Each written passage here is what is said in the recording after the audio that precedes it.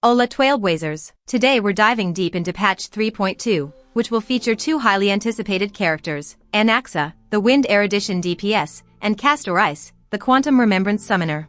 Both are shaping up to be game-changing additions, but they cater to vastly different playstyles.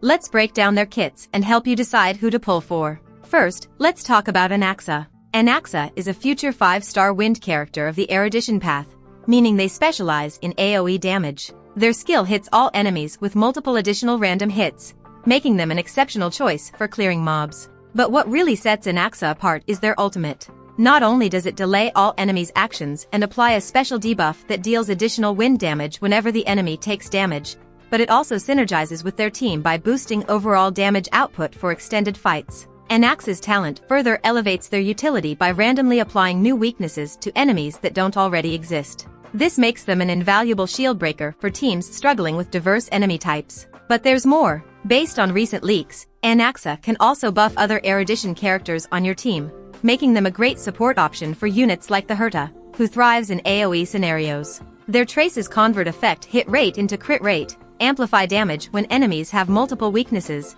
and trigger an enhanced skill when debuffs stack high enough. And don't forget their Light Cone, which boosts crit DMG, restores energy at the start of each wave, and increases damage dealt to weakened enemies.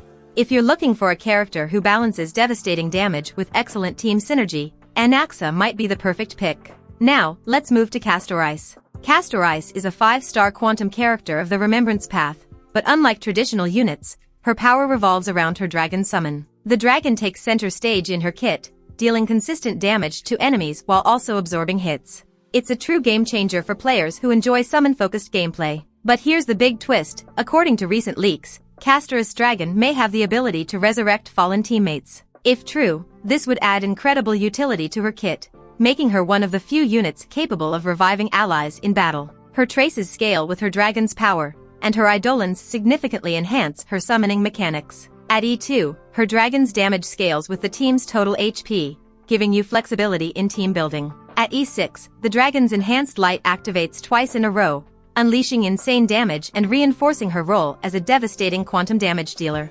Castorice excels in long-form content like Simulated Universe and against quantum-weak bosses, and her potential ability to revive teammates adds a whole new layer to her utility.